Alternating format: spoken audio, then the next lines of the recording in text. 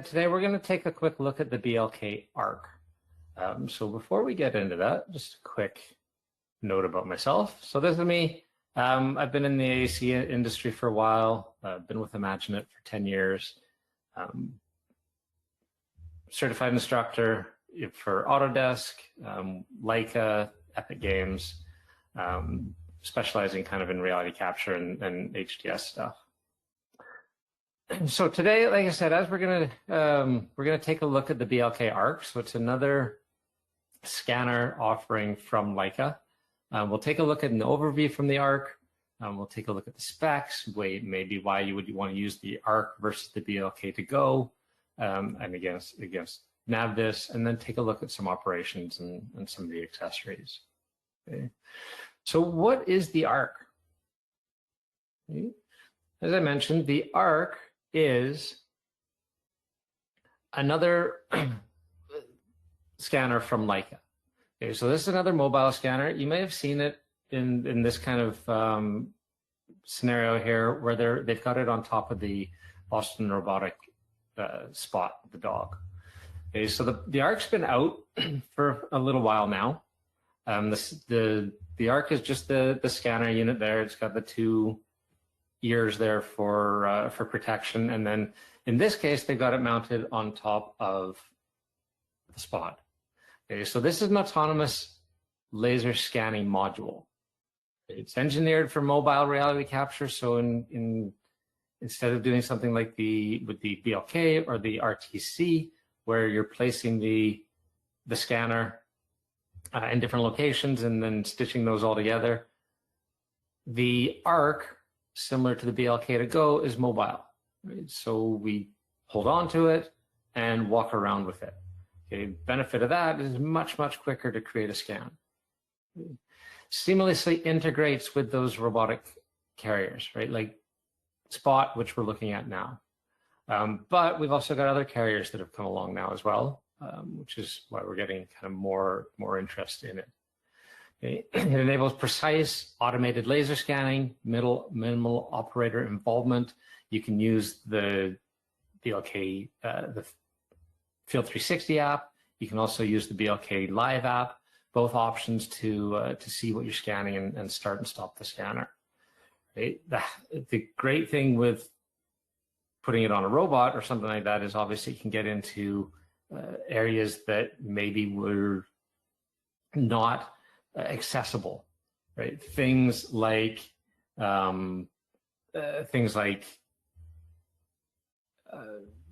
radioactive sites where the site may have nuclear, right? So we've got customers that will use it in nuclear sites where it's not safe to go into as a person, and we can go in, we can send the dog in and get a scan in there as well. Okay. So if we take a quick look at the specs, okay, the weight, light. So it's going to be similar again to one of the smaller lightweight scanners, very lightweight. If we're putting it on an automatic backpack, it's going to add a little bit more. The backpack itself is 10 pounds. The overall range of the scanner is up to 25 meters. Right? So we're about 75, 80 feet. We've got good point measurement rate, again at 420,000 points per second. Got a high resolution camera with that 4.8 megapixel 3 camera system. Okay. Your accuracy is at 10 millimeters. Okay. So that is going to be better than your BLK to go. Okay. Still not as good as the stationary ones, the BLK 360 or the RTC, but fantastic for a mobile scanner. A great operating range, again, from 0 to 40, and then it'll communicate through USB 3 and then wireless. Okay. This doesn't have external memory. It's similar to the BLK where it's got an internal memory. So that internal memory will allow about 24 hours worth of compressed data or about 6 hours worth of that uncompressed data. Okay, so again, great storage. You can get a few projects on there before you need to get them off and get them into your computer. So again, if we're taking a look then between the BLK ARC and the BLK to go, The ARC is a little bit more advanced. Right? Advanced autonomous laser scanning module. It's engineered for integration with the robotic or backpack carriers, designed for seamless compatibility with platforms like Spot the Dog. Okay?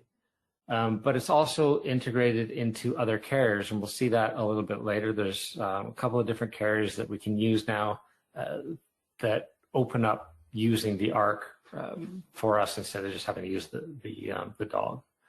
Okay. Again, invaluable solution for capturing precise data in hazardous or inaccessible environments. Okay. Busy, congested sites, large-scale building mapping. Again, really good for all of that kind of those kind of scenarios and those kind of different sites. Again, you're going to start and stop the scanner through one of the apps, so we don't have to actually press on the button to start that scan. So if we do have it on something autonomous like the robot, then we can start that and just send the carrier off to do its thing. Okay, if we've got it on the backpack, and again it's above our head, again we can just start and stop that scan from the iPad or from my phone. Again, much easier to use with that. Okay. The BLK2GO is similar in that it's handheld, but it is a handheld imaging scanner. So it's designed for mobile reality capture. You can walk while you're capturing and scanning.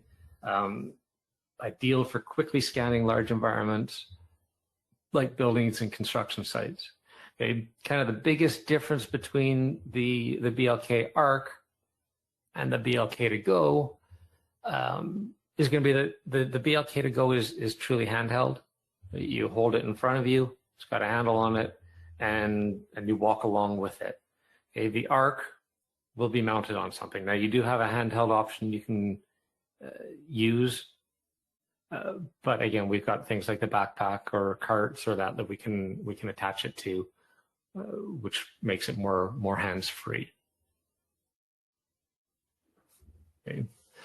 If we take a look at some of the differences here between the ARC, the BLK2GO, and NavViz, okay, the range for the BLK2GO and the BLK ARC are a little bit smaller. You're up to 25 meters. NavViz, obviously, you're up to about 50 meters. Points per second, again, a little bit slower, 420,000 for both the BLK2GO and the BLK ARC. The NavViz is a little bit higher at 600,000. The accuracy, again, plus or minus 10 millimeters for the ARC and the BLK2GO, which is about 5/8 of an inch-ish. And then NavViz, you're just a little bit better at 8 millimeters. Okay. The camera, rolling shutter, 12 megapixel, 90 degree by 120 degree rolling shutters, okay, versus the 4x120 megapixel again for the NavViz. The weight is where you get a big saving. The weight of the BLK ARC by itself is just 1.5 pounds. Okay, the BLK2GO is about 1.7 pounds. Okay, when we get into adding the backpack, and the backpack unit's about 11 pounds, but it holds 2 batteries. It's got the pole in there. It's hard shell. So we're adding about 10 pounds there, which again is kind of in that backpack form. Okay, the NavViz, as most people have seen, is that unit that you wear over your head, and it's about 20 pounds. Okay, so quite a big weight savings with the BLK ARC and the BLK2GO. Cost for the hardware and software. For the ARC, we're at about 73,000. BLK2GO, 67, and then with NavViz, you're all the way up to 101,000. Okay, now it doesn't stop there with NavViz. The software we're primarily using with the ARC and the to-go and the Leica side are any of the Leica software. So we'll pull that data into Register 360, which will sit on your computer. You've got a license for that. You're not paying anything for processing that. A lot more control. Okay, whereas with NavViz, Again, it's cloud processed. Anytime you take that data into a cloud, you're going to pay a fee for that that processing power. Okay. So definitely advantages and disadvantages between all three of them. Again, the ARC and the BLK to go, both from Leica and handheld, okay, or on the backpack. And then again, we've got the Navis there. So for some of the accessories here, like we said, with the ARC, we've got the automatic rigid backpack. So this is really cool. Again, it's just a backpack that will hold all of the different accessories, and it's got a pole at the top here. So that pole, I can use a remote to extend it and retract it. So if I'm going through doorways, I can automatically just use my little remote, and I can bring the scanner down so it doesn't hit, or lower areas, and I can retract that scanner. Otherwise, I can put it up, and again, I get the whole scanning from a height of about 8 feet, just under. They also make a manual backpack. Okay, so really similar, but this one will be manual instead of automatic.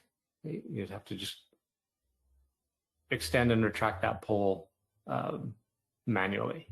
Okay. In the backpack, like I said, there's room for 2 batteries. So the batteries hook up to the ARC unit and power the ARC. Okay. There's also storage space for the ARC itself. So it's all kind of self-contained in the backpack itself. Again, really handy. And this is from a company called Scan and Go. Okay. We've also got things like the handle. So if I wanted to do this more handheld, then I can just grab onto that handle and walk around with that. Okay, now I'm going to have to have a place for the batteries.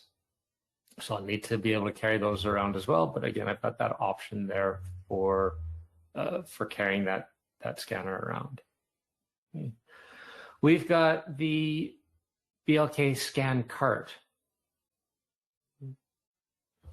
So if I want to put this on a cart and push it around, again, it's going to have options here for holding the batteries, and I can go in and I can scan just pushing the BLK ARC around on this. Almost looks like a golf cart, and push that around there as well. So again, really good for mobility. That makes it super lightweight. You're not carrying anything. Just push it around and capture any of the data that you need. Okay, we've also got telescopic poles for the BLK ARC. So again, we can put that on top of the pole, extend that as much as we need, and then scan from that pole.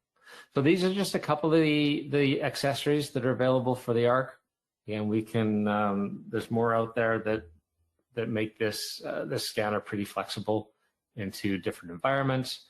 Again, we've got the autonomous ones like the robot dog and a couple of others, as well as any of the ones that are more handheld now. Okay. Flexible operation with iOS or Android devices. So I can use my iPad, I can use my iPhone. If I'm on Android, I can use my Android phone and load the Leica apps directly on my phone. So again, I can use the Field 360 app. So if I'm using Register 360, then I will have a license to Field 360 as well. I can load that onto my phone, connect it to the ARC, and then I can control the ARC directly from my phone. Okay. That's one option. Operates the remote or the scanner remotely, so I can see where I am. I can watch the point cloud be built as I'm walking around with the scanner itself. Okay. Now all I'm holding is my phone.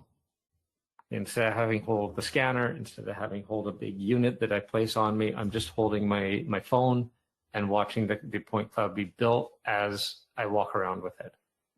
Okay. Permits on-site registration, right, in that Field 360 app. So in the Field 360 app, if I'm doing multiple walks, I can register those on the Field 360 app. And I can start doing a little bit of cleanup, start registering directly on the app. Okay, if I've got time in the field, it's going to save me a lot of time in the office doing any of that registration. Okay. Field 360's also got some tools in there. Like I said, you can start cleaning up in there. I've got access to the camera from either my phone or my my iPad, and I can place geotags. So I can go in and I can take photos of objects that may need more attention and attach that directly to the point cloud. Okay, those geotags, the photos or text or documents that have been attached into that point cloud will follow the point cloud through the LGS all the way through. So they are permanently attached into my my point cloud there. Okay. So again, that permits the collecting of supplemental data known as my geotags. So I can add images from the iPad or from my phone. I can add videos or text or voice recordings directly into my point cloud, and then have that data follow my point cloud all the way through. Okay. If I'm using an iPad, I can also, one of the iPad Pros, I can also access its LiDAR scanner, and I can supplement my scanning data with the scanning data from the iPad. So I can go in and I can place a type of geotag from the iPad and add supplemental point cloud data.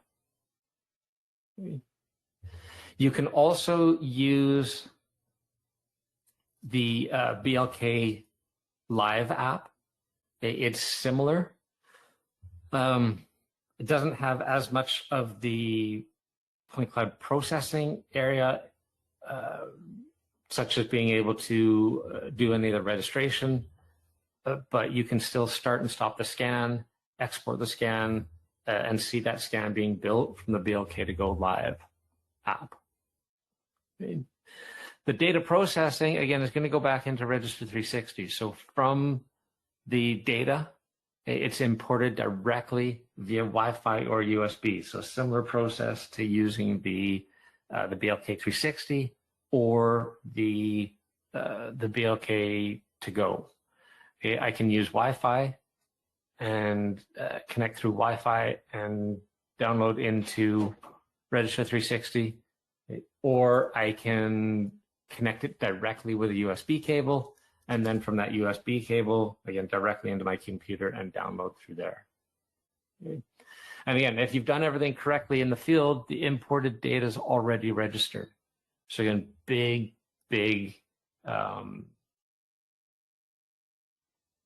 advantage of using Field 360 with any of the Leica scanners is the ability then to double check your registration and make sure that before you leave site, everything's registered as good as you can check before leaving site. So then when I get into the office, like I said, it saves a whole bunch of time because I can then import my data, and my data will mostly be registered. Okay, all I've got to do is import, and that data is going to be registered for me out of the scanner. Okay. Register 360 Plus, pretty easy to learn and use. We teach it in about a half a day. Okay. All of the tools within Register 360 Plus, the classification, setting coordinates, importing, cleanup, any of those kind of tools, again, about half a day to bring in and learn Register 360 Plus. The data then gets published out to your LGSX, RCP, or other data format. Okay, so when we're going out of Register 360 Plus, we can export that as an LGSX, which is your Leica point cloud file. And that Leica point cloud file will then go into, through CloudWorks. I can take that into Navisworks. I can take that into AutoCAD or Revit. I know they've recently opened up the API for for LGSX, in the hopes that more point cloud kind of companies are start using that LGSX later. So in the future, we may see more places that can use that LGSX. Okay. We can publish RCP directly if we want to stay in the AutoCAD environment. I can publish those RCP files, and those RCP files then again go really easily into any of your AutoCAD files. Okay. You've also got the file neutral types, E57, LGS, LAS, PTS, PTG, all of those file types can directly get exported from Register 360. Okay. So what are we going to do with this data then once we've got it? Again, the point cloud data can be used all kinds of different ways. You can take it into your CloudWorks application and leverage CloudWorks in Revit or in AutoCAD to start modeling from your data. Okay. Revit to model existing conditions. Okay. And again, using CloudWorks, the CloudWorks plugin will model Revit objects directly from your point cloud. I can take it into Navisworks for presentation purposes. Okay, I can take it into 3DR if I want to analyze the data or create meshes. If I want to analyze data over time, 3DR is a great tool for a lot of analytics, as well as some modeling capabilities in there. And the possibilities are kind of endless from there. Right? We can take it into some other visualization programs such as Unreal Engine or Twinmotion and work with the point cloud in there, or keep it just as a record of an as-built of what we've been scanning. Okay.